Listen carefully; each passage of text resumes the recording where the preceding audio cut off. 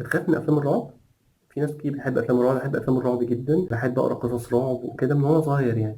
لكن في ناس ما بتحبهاش. في مشاهد ممكن نكون شفناها واحنا صغيرين بالغلط، مشاهد مرعبة اثرت فينا، خوفتنا، خضتنا. والمشكلة احنا ما كناش عاملين حسابنا لحاجة زي كده. انت تتفرج على فيلم كرتون عادي جدا او فيلم الاطفال، برنامج حتى، وبعدين لقيت فجأة كده في حاجة المفروض ما تشوفهاش وانت في السن ده. انا النهارده جاي اكلمكم عن مشاهد شفتها بالغلط وانا صغير.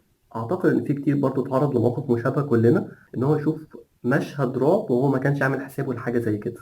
المشاهد دي فارقه معايا، فارقه مع الشخص اللي هو شافها، هيفضل فاكرها بقيه حياته، لان هو تاني كانش قاصد ان هو يشوفها، هو شافها بالغلط على غفله. باجي افكر، هو الراجل اللي عمل كده، الراجل اللي هو اخرج ان هو يحط في فيلم كرتون مثلا او حاجه زي كده مشهد مرعب لهذه الدرجه، كان بيفكر في ايه؟ ايه العقليه المريضه اللي تخلي حد يعمل حاجة زي كده في طفل وعلى سهوة؟ أول مشهد هتكلم عنه من فيلم الأطفال قديم عاملاه ديزني، اسمه داربي أوجيل and the Little People. الفيلم أليف وجميل وبسيط تماما في الأول، حتى كمان كان فيه شون كونري بيهزر، طفل صغير بريء بيتفرج على الفيلم ولا في باله.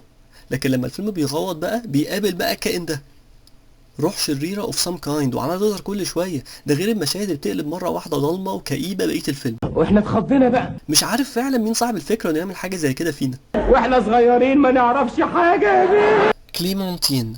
الكرتون ده قعدت كتير ادور عليه عشان الفيديو، لان ولا كنت فاكر اسمه ولا كنت فاهم ايه اللي بيجرى فيه اصلا. كان بيجي بالفرنساوي ومش مترجم ومش مهم اصلا نفهم، لكن الايمجري اللي كانت فيه مقبضه كده لاي طفل.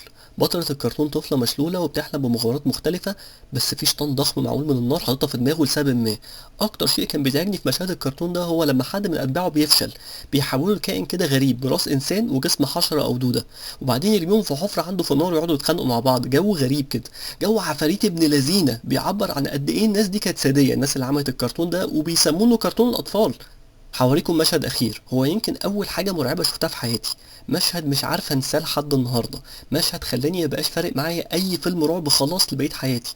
كرتون طبيعي جدا اسمه سبيد ريسر، بيتكلم عن سباق عربيات، وعربيه البطل فيها تكنولوجيا وظهرت تخليها عربيه سباق ذكيه وكده. اللي هو فين الحاجه اللي تخوف اصلا. في مرة وانا صغير زمان بقى، يمكن مجيش 5 سنين كده، جت حلقة مجمعة طويلة من الكرتون ده في برنامج سينما الأطفال.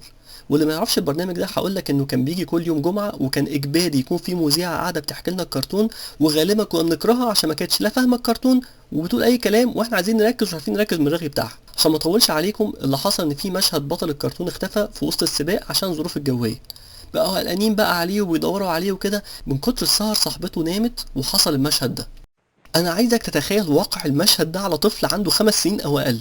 بلاش انا، المذيعة الكبيرة يا عيني بتتفرج معانا وبتعلق، وبعدين اتخضت هي كمان قوي واتلخفنت في الكلام، وبقت مش عارفة تشرح ايه اللي حصل. ولما هديت بعدها بشوية ابتدت تقول ما تقلقوش يا حبايبي انا معاكم، ودي كوابيس عادي مفيش حاجة وكده. لكن خلاص اتخضينا بقى، واللي كان. لما كبرت من كتر ما المشهد ده بالذات حفر في دماغي، دورت عليه واكتشفت ان في اجماع عالمي على ان اللي حصل ده كان صدمة وتروما لاطفال كتير. هل الكلام ده حصل معاكم برضو ولا حصل معانا بس؟ اعتقد انه حصل مع ناس كتيره بالغلط. كنا في الكومنتات تقولوا لنا اول مشهد رعب شفتوه وانتوا صغيرين، سواء بقصد او من غير قصد، كان ايه؟ هل مأثر فيكم لحد النهارده ولا هل فاكرينه اصلا؟ في فيديوهات كتيره جدا على قناه عالم عمر هتعجبكم، فبصوا عليها.